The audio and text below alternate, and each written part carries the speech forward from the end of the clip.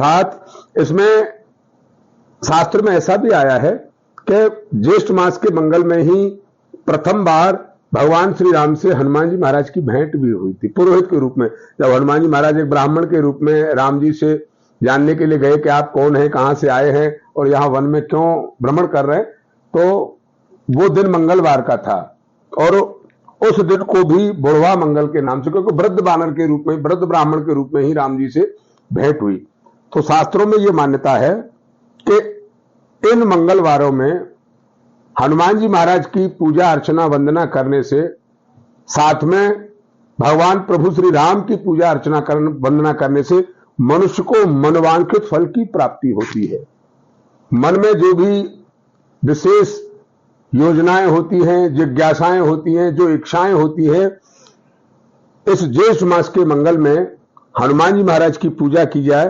पूजा के लिए सर्वविदित हनुमान चालीसा का पाठ करना बहुत ही उत्तम बतलाया है जी। हनुमान अष्टक का पाठ करना और उत्तम बतलाया है जी। हनुमान जी महाराज की पूजा में, हनुमान जी महाराज भगवान श्री राम के परम भक्त हैं जी। तो राम और हनुमान जी महाराज की पूजा के लिए शास्त्रों में, कर्मकांड की पुस्तकों में हनुमान जी महाराज को लाल रंग की माला, लाल पुष्पों की, रक्त वर्ण पुष्पों की जो माला है वो बहुत प्रिय होती है जी। तो इस महीने में बुढ़वा मंगलवार के दिन जो व्यक्ति मनोकामना की सिद्धि के लिए अपनी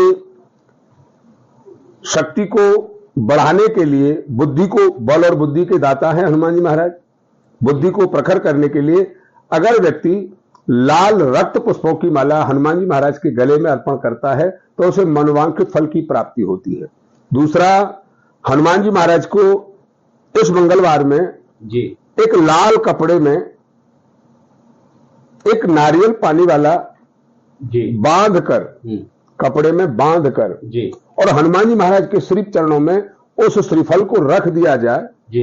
हनुमान जी महाराज को अर्पण कर दिया जाए वो श्रीफल, और उसके अगले दिन उस श्रीफल को तोड़कर प्रसादी के रूप में परिवार के सभी लोग अगर ग्रहण करते हैं जी, तो विशेष फल की प्राप्ति होती है, क्योंकि वो नारियल जो श्रीफल है वो अमृत तुल्य हो जाता है, क्योंकि वो हनुमान जी महाराज का भोग है। बहुत अच्छी बात बताया।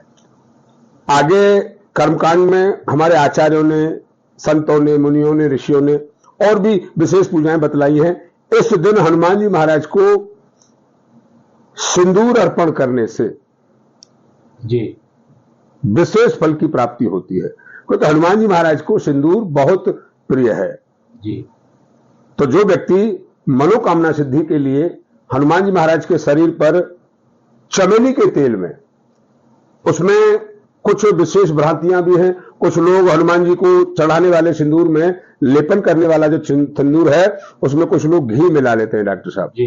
कुछ लोग घी और चमेली का तेल दोनों मिला लेते हैं जी। कुछ लोग उसमें अन्य और कोई तेल मिला लेते हैं, जैसे किसी ने तिल का ही तेल मिला लिया जी। तो जो यथार्थ में हनुमान जी महाराज को जो सबसे प्रिय है वो है चमेली का तेल।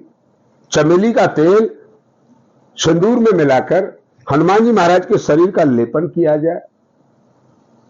उसके बाद हनुमान जी महाराज को एक यज्ञोपवीत धारण कराया जाए, जनेऊ जिसे बोलते हैं, यज्ञोपवीत पहनाएं।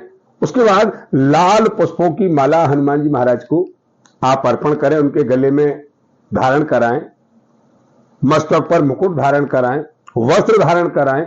हनुमान जी महाराज को बुढ़वा मंगल में गदा उनके हाथ में देना भी, एक छोटी सी गदा आप बनवा के लाएं और उस गदा को हनुमान जी के चरणों में रख के आप उनको प्रणाम करें। 5 बार 11 बार वहां बैठकर आप हनुमान चालीसा का पाठ करें तो आपको विशेष बल की प्राप्ति होगी और विशेष फल की प्राप्ति होगी। बुढ़वा मंगल